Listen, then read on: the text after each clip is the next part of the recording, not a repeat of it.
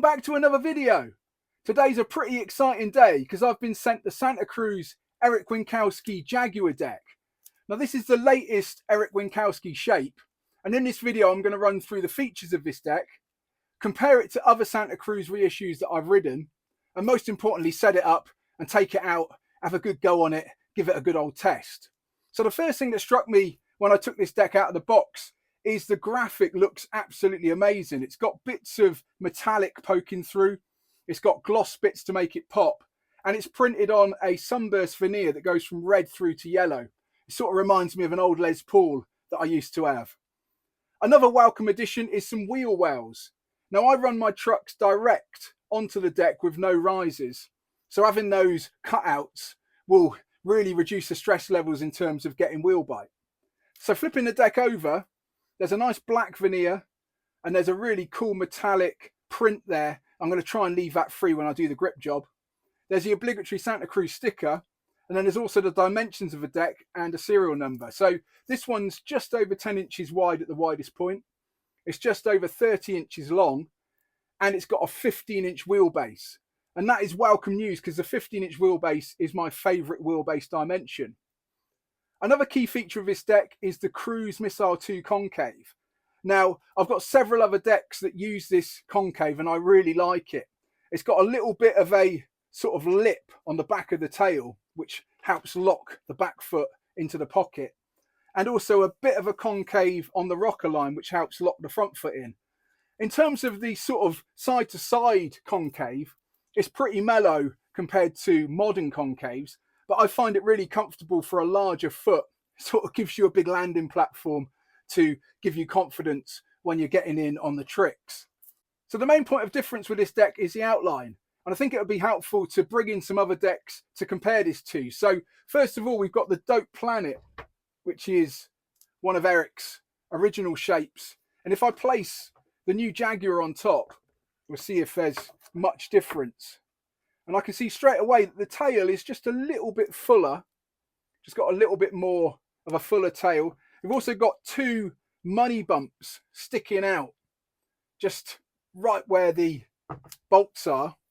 And then the nose is just a little bit fuller. It just doesn't cut in the same as the Dope Planet does. The Dope Planet sort of got that hammerhead style look, and the Jaguar just goes directly round in a sort of big full spoon nose. We can also compare it to the Roskopp reissue. I recently did a review and test of this one. I had a lovely old time on it. So I'm interested to see how the new Jaguar stacks up. And if I place that on top, you can see that the midsection of these boards are pretty much identical. And the nose on the Roskopp is quite a lot thinner. And that's something I identified when I was riding the Roskopp. I quite liked it, but I thought that I could use just a little bit more width, and this Jaguar's got that width in the nose, so I'm quite excited about that. In terms of tail, there's just a little less fishtail on the Jaguar. It's sort of fuller. This one's got more of a indent and a cutout, but they've got the same concave and they've got the same wheelbase, so we should be in familiar territory. Last up, we've got the Kendall Snake to compare it with. If I place this on top of the Kendall Snake, so this has got pretty much an identical tail to the Kendall Snake. So that is cool because I know I like the Kendall Snake tail. We've got these money bumps sticking out again.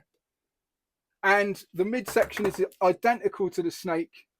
And coming through to the front, the Winkowski's just got more nose and is just a little bit fuller. And again, that's a welcome addition, that big full nose, because I did feel on the Kendall Snake there was not quite enough nose to work with when it was required. So enough of my yakking. It's time to get this deck set up.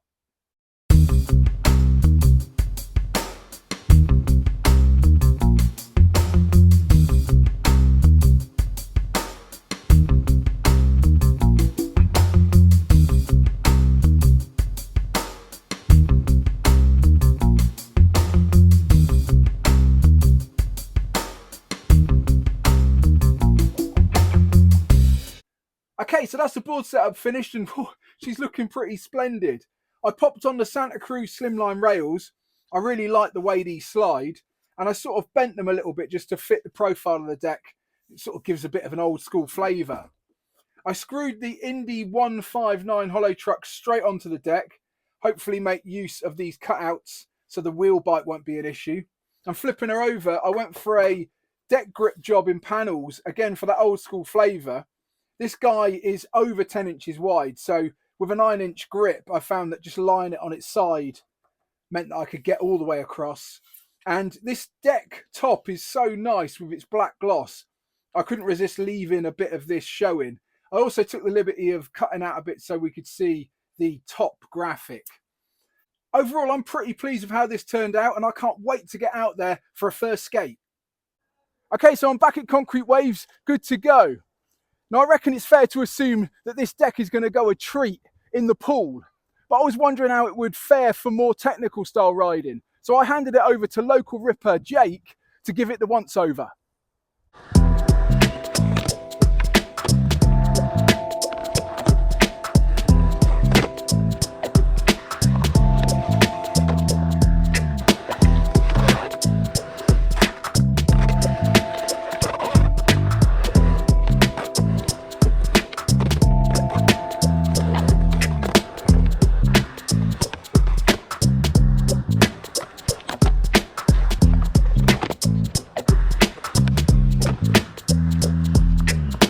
Okay, it's great to see what this board can do now. There's no excuses. So I'm going to get in the pool, start out with a few 50-50 grinds, maybe a few carve grinds, and see how this deck feels.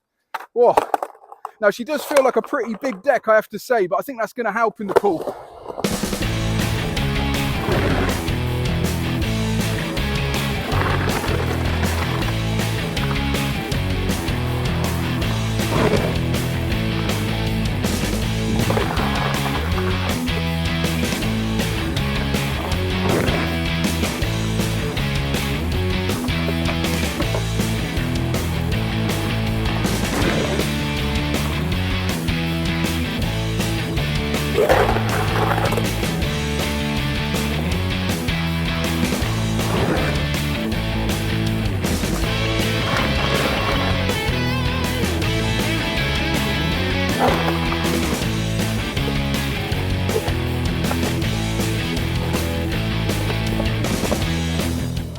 Oh crikey, this feels amazing straight off the bat.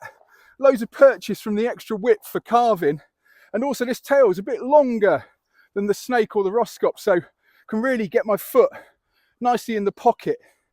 Straight on the carve grinds and straight into the 50-50s. What's not to like? Okay, I'm keen to find out what this nose is like. It's a bit bigger than my other Santa Cruz boards, so I'm going to do a few spine transfers, see how she feels.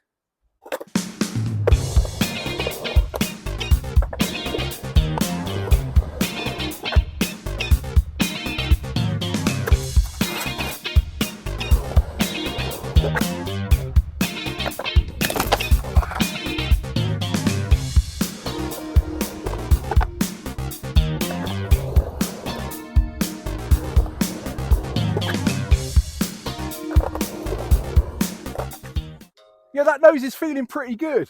It's definitely smaller than I'm used to, so I found I needed to change my technique because the hang up was definitely doable. But after a few tries, I managed to bring a few transfers back in, and these rails are going a treat for the board slide, so managed to get a few board slides over the spine.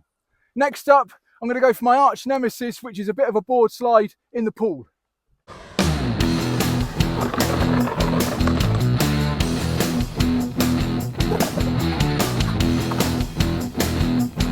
Oh, this board's sliding so nicely. Just got to commit to one and bring it back in.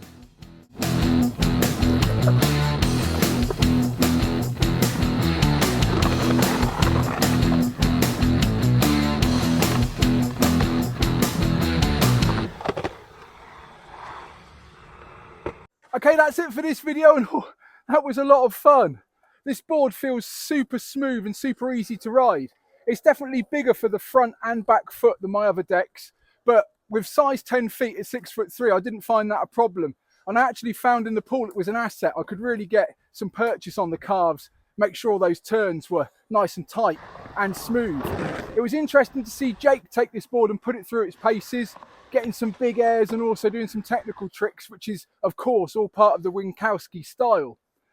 I think going forward, I'm definitely going to keep this deck rigged up It's got the 15-inch wheelbase. It's got the Cruise Missile 2 concave. So it's very much like the Roskopp, only just a bit easier to ride and also not quite as tired. Let me know what you think of this deck in the comments below. And I'll also leave a few links to some reputable outlets where you could purchase one. Many thanks to Santa Cruz for sending over this deck. And if you're new to the channel, feel free to hit subscribe. As ever, my name's been John Bishop, and I'll see you next time.